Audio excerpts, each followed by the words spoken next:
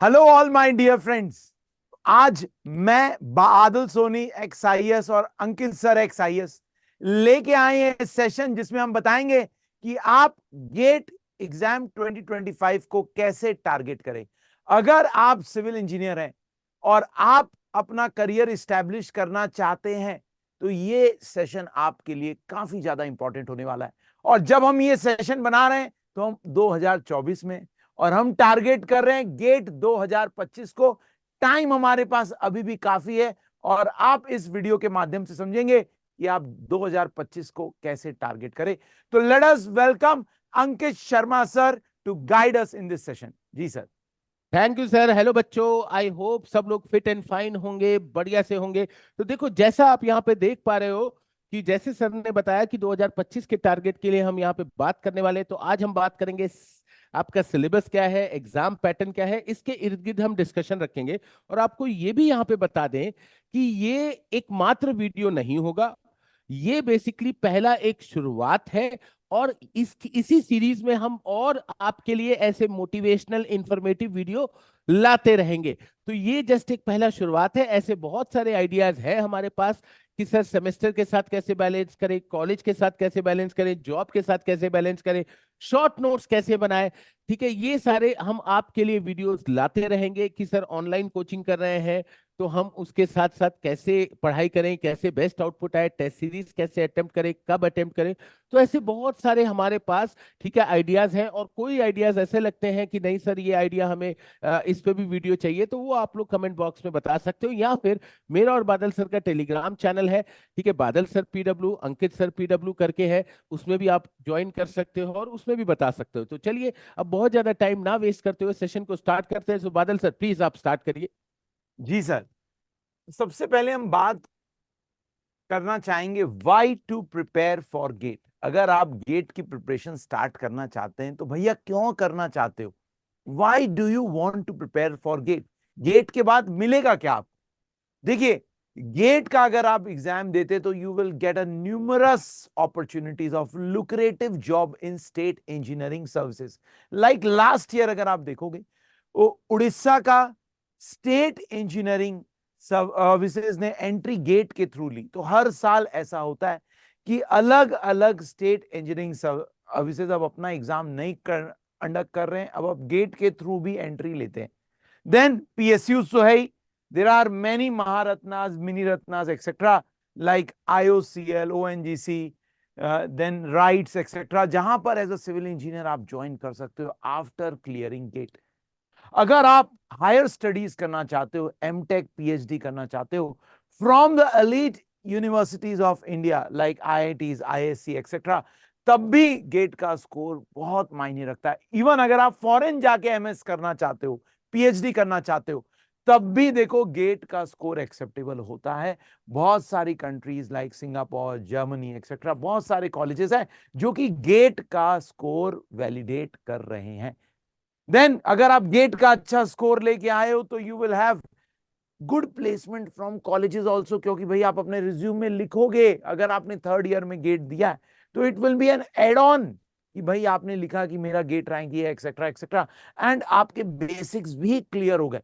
तो आप जब प्लेसमेंट के इंटरव्यू दोगे you will be more sound with a sound engineering knowledge.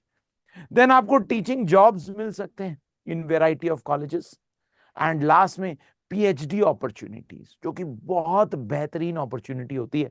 मैं अपने स्टूडेंट्स को बोलता हूं अगर आपको पेशेंस है तो पीएचडी करो ना भाई, किसी एक अच्छे कॉलेज में as assistant professor professor join करो, आपका एक लाइफ लॉन्ग करियर सेट हो जाता है। जी सर। Definitely sir, definitely. काफी मतलब आपने सबसे पहला यही बताया कि भाई जो हम गोल सेट कर रहे हैं, उस गोल को सेट करने के पीछे का हमारा लालच क्या है या जी सर। मोटिव क्या है।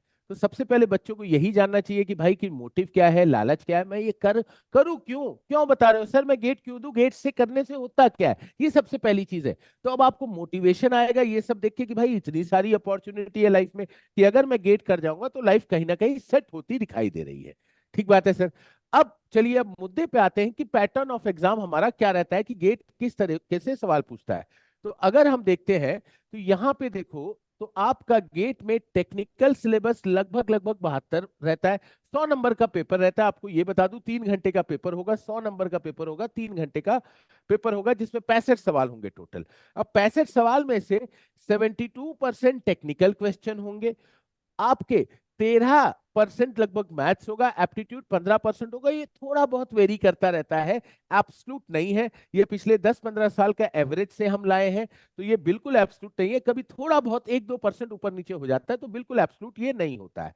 ठीक है, तो आपके 65 सवाल है, 100 नंबर है, 3 घंटे का पेपर है। आपको इनफ टाइम मिलता है पूरे पेपर में, क्योंकि इस पेपर की डिमांड कुछ और है। गेट है, एप्टीट्यूड एग्जाम है, उसको हम आगे यहाँ पे समझते हैं। राइट। तो अब अगर क्वेश्चन के टाइप की बात करी जाए, तो यहाँ पे एमसीक्यू रहेगा, जिसमें एक जवाब केवल सही होगा, केवल एक ही जवाब सही होगा। 4 ऑप्शंस दिए जाएंगे, सवाल होगा, 4 ऑप्शंस दिए जाएंगे, एक ही जवाब मात्र सही होगा। यहाँ पे साहब एमएसक्यू है, यहाँ पे एक या एक से ज्यादा जवाब भी सही हो सकता है। कई बार ऐसे भी एमएसक्यू आए हैं, लोग सोचते हैं कि एमएसक्यू सवाल है तो एक से ज्यादा ही सही होगा। नहीं, जरूरी नहीं है। कई बार ऐसे भी एमएसक्यू आए हैं जिसमें एक ही जवाब ठीक है, वहां लिखा रहता है एमएसक्यू और जवाब एक ही ठीक है। तो एक या एक से ज्यादा जवाब यहाँ पे ठीक हो सकते हैं, तो ये बात का ध्यान रखना है। तीसरा है एनएटी सवाल, जिसमें साहब फिल इन द ब्लैंक रहता है, एक न्यूमेरिकल रहेगा और आपको एक वैल्यू एंटर करनी पड़ेगी, न्यूमेरिक डिजिट में एक वैल्यू एंटर करनी पड़ेगी। और ये जो न्यूमेरिक डिजिट में आप वैल्यू एंटर करते हो, ये भी एक रेंज में होता है, एक रेंज में होता है। अगर आपका जवाब उस रेंज में, गेट ने एक रेंज ले रखी है, जैसे मान लो जवाब है 11, तो रेंज ले रखी है 10 से 12 के बीच में, आप कुछ भी डाल दो, 10:30 डाल दो, 11 डाल दो, 11:30 डाल दो, सब कुछ सही माना जाता है, जबकि इतना बड़ा रेंज नहीं होता है।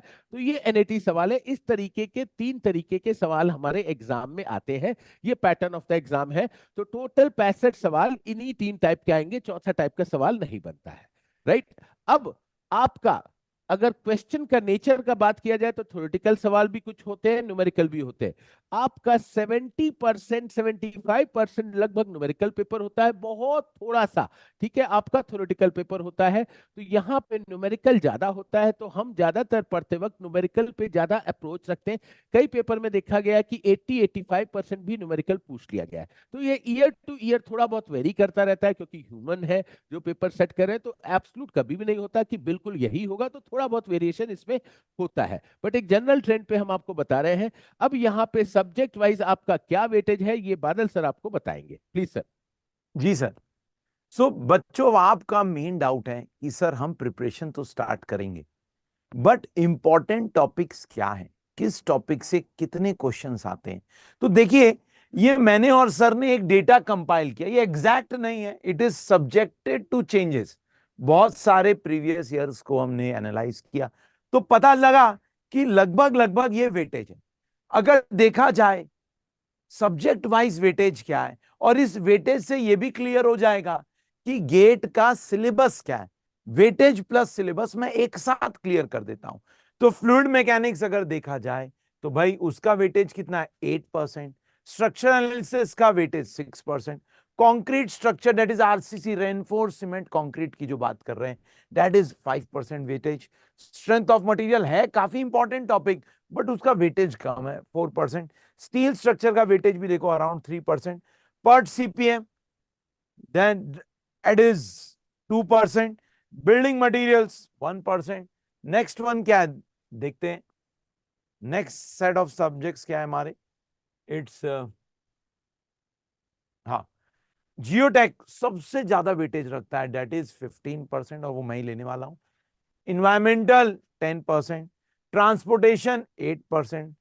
सर्वेइंग 5%। हाइड्रोलॉजी इरिगेशन मिला के 5%। सो इससे हमें पता लगा कि हमारे गेट का वेटेज क्या है।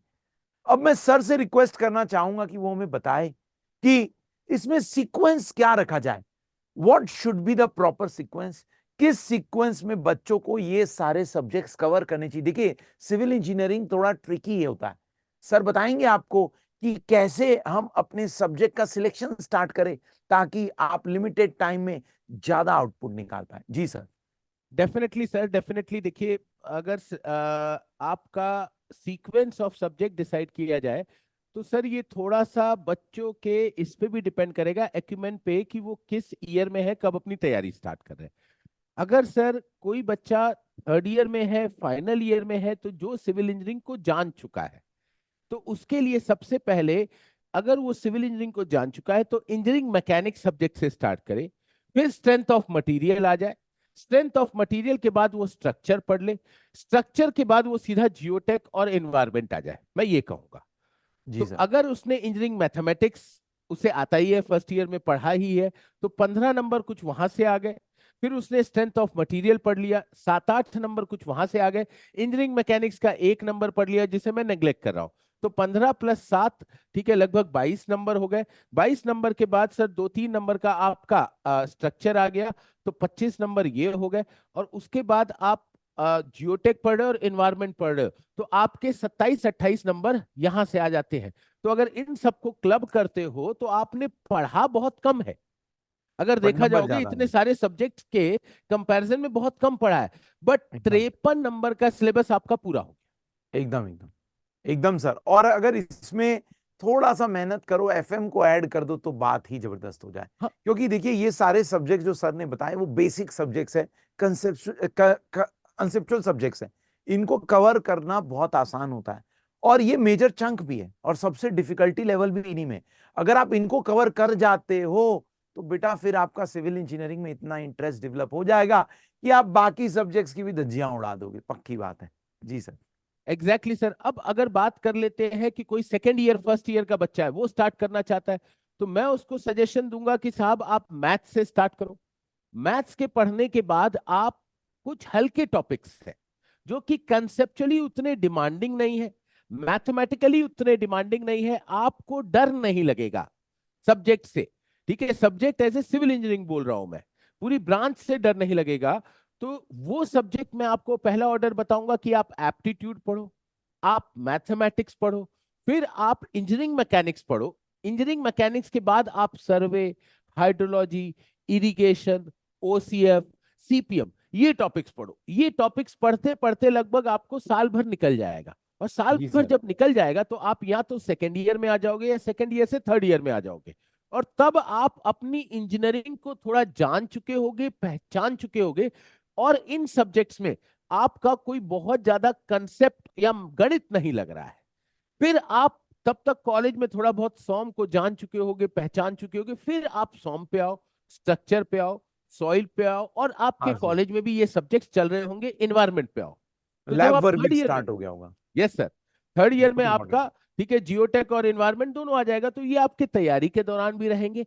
और आप जो छोटे सब्जेक्ट्स, ठीक है, छोटे सब्जेक्ट्स मैं इसलिए कह रहा हूं क्योंकि उनकी इस एग्जाम में डिमांड थोड़ी सी कम है, वेटेज हाँ। कम है। ठीक है, तो इसलिए वो जो सब्जेक्ट्स हैं वो इजी हैं आपके लिए, उनका थोड़ा रिवीजन करते रहो तो वो हमेशा लाइफ लॉन्ग चले जाएंगे। अब जैसे सर्वे पढ़ लेते हो एक बार, या सीपीएम पढ़ लेते हो, हाइड्रोलॉजी पढ़ लेते हो, ऐसा कोई चैलेंजिंग चीज ही नहीं है उसमें जो मैं याद ना रख पाऊं। ठीक है, या फिर जो कंसेप्चुअली इतना टफ हो कि मैं एक बार पढ़ चुका हूं बाद में भूल जाऊंगा। भूल तो जाओ। दोज आर वेरी इजी, उनको आगे रिप्रोड्यूस करना बहुत ही आसान है। और अगर महीने 1.5 महीने बाद भी उनका रिवीजन कर लेते हो तो इजिली रिटेन हो जाएगा आपके दिमाग में। तो एकदम सर। रिटेन और रिप्रोड्यूस बहुत आसान होता है, इसलिए मैं सेकेंड ईयर वालों को ये अप्रोच दे रहा हूं। ठीक है, तो ये पॉइंट आ गया। आगे मैं सर से बोलूंगा कि सर एक बार डिमांड ऑफ एग्जाम आप बच्चों को बताइए। जी सर, अगर डिमांड ऑफ एग्जाम की बात करें तो क्या फोकस होना चाहिए? अगर आप गेट की प्रिपरेशन कर रहे हो तो क्या फोकस होना चाहिए? जैसे कि सर ने बताया कि ये एक एप्टीट्यूड एग्जाम है। ये आपका एक सिविल इंजीनियरिंग को लेके एक जनरल एप्टीट्यूड चेक कर रहा है। तो यहां पे ना डेटा बेस्ड क्वेश्चंस नहीं आते हैं ज्यादा। क्वेश्चंस काफी बेसिक कंसेप्ट से होंगे। एग्जामिनर ये चेक करना चाह रहा है कि आपके कंसेप्ट, जो बेसिक कंसेप्ट्स हैं, वो इंटैक्ट है कि नहीं। वो ये नहीं पूछेगा कि किसी एपरेटस का, अगर मान लीजिए कोई आपने लैब में एक्सपेरिमेंट किया, तो किसी एपरेटस का डायमेंशन क्या है, या वो इसमें इंटरेस्टेड नहीं है कि स्टील का यंग्स मॉड्यूलस क्या है, या वो इसमें इंटरेस्टेड नहीं है कि एल्यूमिनियम का यंग्स मॉड्यूलस। ये सब डेटा वाले क्वेश्चंस नहीं आते, बेसिक कंसेप्ट्स पे क्वेश्चंस आएंगे। डेरिवेशंस आपको पता होने चाहिए, बहुत इंपॉर्टेंट है। Application of concepts in problem. देखिए, अगर आपको, जब आप किसी कंसेप्ट को बेसिकली समझ जाओगे, बेसिक से समझ जाओगे, तो आपको यह भी पता होना चाहिए कि उन प्रॉब्लम्स को या उन कंसेप्ट्स को हम किसी प्रॉब्लम को सॉल्व करने में कैसे लगाते हैं। Then next one is very very important, accuracy and speed. जैसे कि मैं अपने लेक्चर्स में बताता हूं बेटा, ये एक्यूरेसी और स्पीड के बीच में ना आपको एक बैलेंस स्ट्राइक भी करना सीखना पड़ेगा, क्योंकि जब आप स्पीड बढ़ाते हो तो एक्यूरेसी कम हो जाती है, एक्यूरेसी बढ़ाते हो तो स्पीड कम हो जाएगी। तो you will have to strike a balance between the two, क्योंकि आपको 3 ही घंटे मिले हैं 65 क्वेश्चन करने के लिए। तो स्पीड भी होना चाहिए, and with speed you should be accurate also. And भाई 3 to 5 hour of daily study and practice होनी चाहिए। अगर आप 3rd ईयर में हो तो 3 आवर्स, और 4th ईयर में हो तो 5 आवर्स। क्लियर है? जी सर। तो बच्चों इसी के साथ हम इस सेशन का एंड करते हैं। ठीक है, आप लोग बताइएगा कि कुछ यहाँ पे आपको और चाहिए। हमारे पास और भी बहुत सारे आइडियाज हैं जो कि हम नियर फ्यूचर में आप तक लाएंगे, राइट। और आप अगर किसी स्पेसिफिक पॉइंट पे हिट करवाना चाहते हो हमसे, तो वो भी आप कमेंट बॉक्स में बता दो। अदरवाइज आप हमारे टेलीग्राम में भी बता सकते हो, हम उसको जरूर हिट करेंगे। ठीक है, मेरा टेलीग्राम है अंकित सर PW, बादल सर का टेलीग्राम है बादल सर PW। टेलीग्राम पे सर्च में आप जाके देख सकते हो, एंड ठीक है आप वहीं पे हमसे कनेक्ट कर सकते हो। तो ये चीज थी, तो that's all from my side. Badal sir, your concluding remarks please. जी सर, मैं भी बच्चों को यही बोलना चाहूंगा कि ये इस सीरीज की शुरुआत है। अब आपको और क्या प्रॉब्लम्स आ रही हो आप कमेंट सेक्शन में बता सकते हो, जय ऐसे सर ने बोला, या हमारे टेलीग्राम चैनल जो मैंने लिख दिया है, बादल sir PW and Ankit sir PW, उसको ज्वाइन करो, हमसे कनेक्ट करो, बताओ कि क्या प्रॉब्लम फेस कर रहे हो। उन पे भी हम वीडियोस बनाते रहेंगे जो कि आपको प्रिपरेशन में काफी हेल्प करेंगे। All the best, bye bye, take care, जय हिंद।